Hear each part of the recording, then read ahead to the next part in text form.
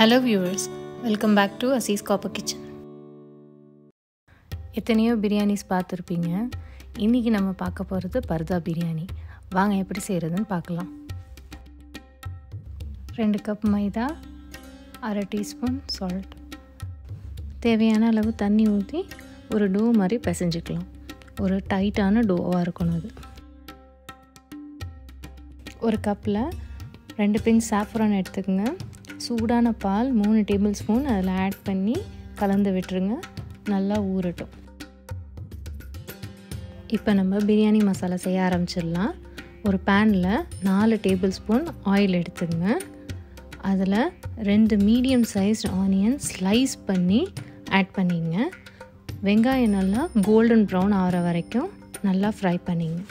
வெங்காயம் golden brown ஆன பிறகு 1 டேபிள் ஸ்பூன் இஞ்சி பூண்டு பேஸ்ட் ஆட் பண்ணி நல்லா ஃப்ரை பண்ணிங்க.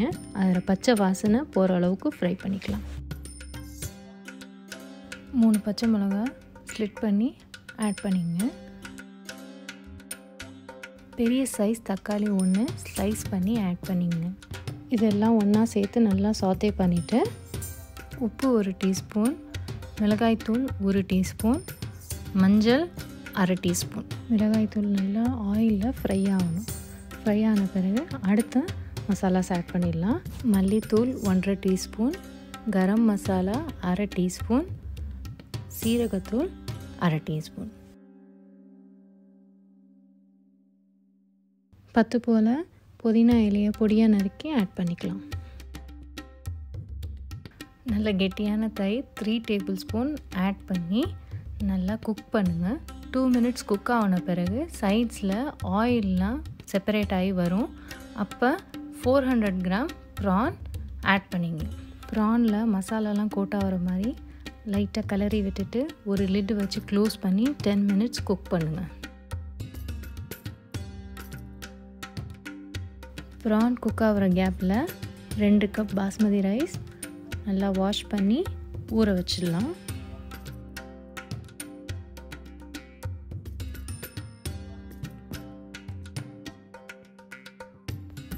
10 மினிட்ஸ்க்கு அப்புறமா ப்ரான் நல்லா குக் ஆகிருக்கு.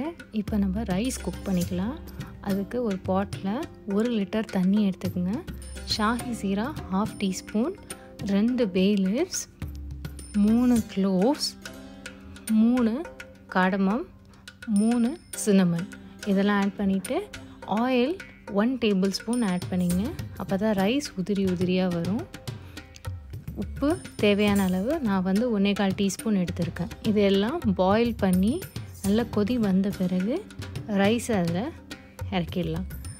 ரைஸ் நல்லா 80% குக் பண்ணணும். 80% குக் ஆன பிறகு வடிச்சிடுங்க.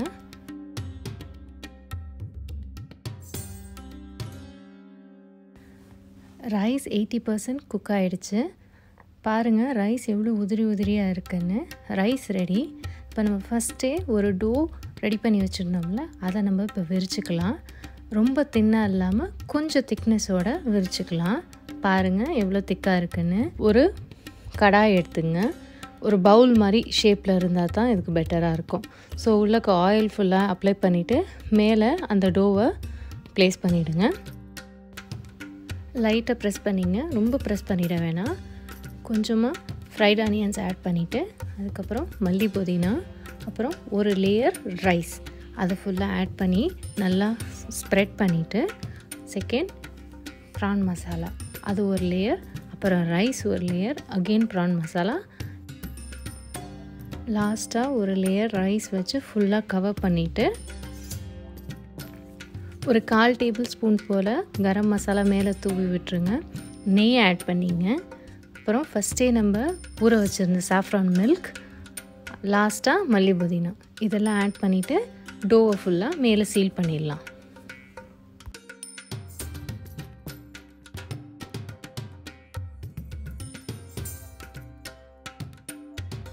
கடாயை அடுப்பில் வச்சு மீடியம் ஃப்ளேமில் கவர் பண்ணி 5 to 6 மினிட்ஸ் குக் பண்ண போகிறோம்.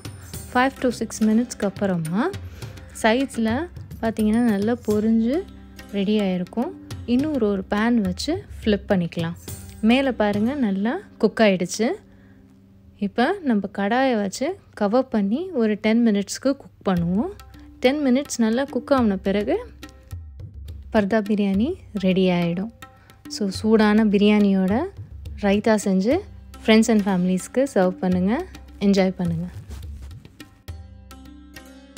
பர்தா பிரியாணி சிக்கன், மட்டன், பன்னீர், வெஜ்ஜில் கூட பண்ணலாம், நல்லாயிருக்கும்.